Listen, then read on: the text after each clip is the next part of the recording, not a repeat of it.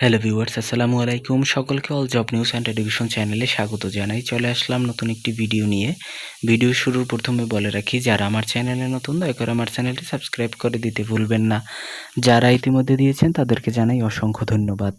তো আজকে ভিডিওর বিষয় হচ্ছে প্রাইমারি প্রধান শিক্ষক পরীক্ষা নিয়ে যেই ৩টি সুসংবাদ দিল পিএসসি, আপনাদের মাঝে জানিয়ে দেব আজকের এই ভিডিওতে। তো চলুন কথা না বাড়িয়ে ভিডিও শুরু করা যাক। দেখেন, সুসংবাদ নাম্বার 1 হচ্ছে, এখানে বলা হয়েছে প্রাইমারি প্রধান শিক্ষক পরীক্ষা নিয়ে বিশাল 3টি নির্দেশনা দিল পিএসসি। এখানে বলা হয়েছে প্রাইমারি প্রধান শিক্ষক পরীক্ষার সময় অন্য কোনো চাকরির পরীক্ষা নেওয়া যাবে না। মানে হচ্ছে আপনাদের যেদিন প্রাইমারি প্রধান শিক্ষকের পরীক্ষা অনুষ্ঠিত হতে যাচ্ছে ওই দিন অন্য কোনো পরীক্ষার চাকরির ডেট থাকবে না। এর পরেরটি হচ্ছে সিসি ক্যামেরা দ্বারা পরীক্ষার কেন্দ্রগুলো নিয়ন্ত্রণ করা হবে যাতে কোনো ধরনের অপ্রীতিকর ঘটনা না ঘটে, এবং হচ্ছে ট্রাফিক পুলিশকে বিভিন্ন ধরনের নির্দেশনা দেওয়া হয়েছে যাতে রাস্তা আপনার ক্লিয়ার থাকে, জ্যাম না থাকে। তো এই 3টি হচ্ছিল আপনার নির্দেশনা পিএসসি কর্তৃক। তো আজকের ভিডিওতে আরও আলোচনা করব। আপনাদের কিছু জিজ্ঞাসা ছিল, সেটি হচ্ছে প্রাইমারি পরীক্ষা কবে অনুষ্ঠিত হতে যাচ্ছে। এই প্রশ্নের জবাব একাধিকবার অনেক ভিডিওতেই দিয়েছি, তারপরও আজকের ভিডিওতেও দিব।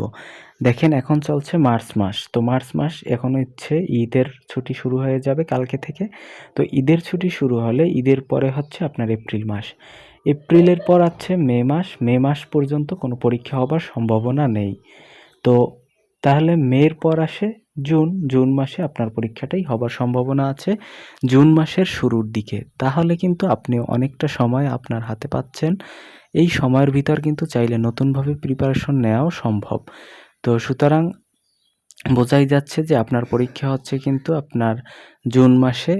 এখন আপনারা যে কয়টা দিন সময় আছে এই সময়টি কাজে লাগাতে পারেন।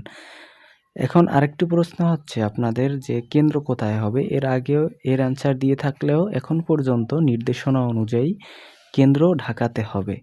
তো এটি ছিল আপনার অন্তর্বর্তীকালীন সরকার থাকাকালীন সিদ্ধান্ত। তো আমাদের ধারণা মতে বা আমার ধারণা মতে দেখেন, বিশাল সংখ্যক একটি পরীক্ষার্থী এই পরীক্ষায় অংশগ্রহণ করতে যাচ্ছে। তো সেখানে কিন্তু ঢাকাতে প্রায় 7 লক্ষ পরীক্ষার্থী অংশগ্রহণ একসাথে, কিন্তু এটা কিন্তু অবাস্তব বা অকল্পনীয়। তো সুতরাং বোঝা যাচ্ছে যে পরীক্ষার পূর্বে আমরা সকলেই ফাইনাল সিদ্ধান্তে উপনীত হতে পারবো, এবং এটা আমাদের ধারণা মতে বোঝা যাচ্ছে যে আপনার জেলা পর্যায়ে থাকার সম্ভাবনা আছে। এখন বাকিটা পরবর্তীতে দেখা যাবে। নাজমুল আলম নামের এক ভাই আমাকে কমেন্টে জানিয়েছিলেন যে ভাইয়া, আমি এবার প্রাইমারি প্রধান শিক্ষক পরীক্ষায় নতুন অংশগ্রহণ করতে যাচ্ছি। এটা আমার চাকরির জীবনে প্রথম পরীক্ষা। তো আমি কিভাবে কি শুরু করব বুঝতে পারতেছি না।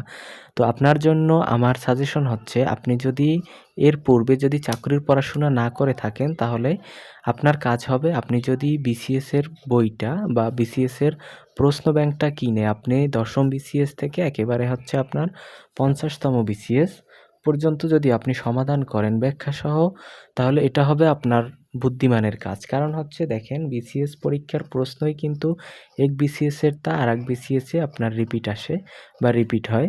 তাহলে বুঝতেই পারতেছেন এটা হচ্ছে প্রাইমারির পরীক্ষা, এবং হচ্ছে আপনার এটাও নেবে পিএসসি। তাহলে এই কিছু না কিছু প্রশ্ন রিপিট হবেই ইনশাল্লাহ। এবং হচ্ছে আপনি যদি ব্যাখ্যা সহকারে পড়েন তখন এখানে 20-30% প্রশ্ন এমনিতেই কমন থাকবে। এরপরে কাজ হচ্ছে, আপনি যখন বিসিএস এর বইটা পড়া হয়ে যাবে এরপরে হচ্ছে আপনি নিবন্ধনের বইটা পড়ে ফেলবেন একেবারে 18 পর্যন্ত। নিবন্ধন যেটা হয়েছে ওইটা কমপ্লিট করবেন ব্যাখ্যা সহ। আশা করা যায় তাহলেই কিন্তু আপনারা অনেকটা এগিয়ে যাবেন। তো আশা করি নাজমুল ভাই আপনি আপনার উত্তর পেয়ে গেছেন। তো এই ছিল আজকের ভিডিও। দেখা হবে পরবর্তী কোনো ভিডিওতে।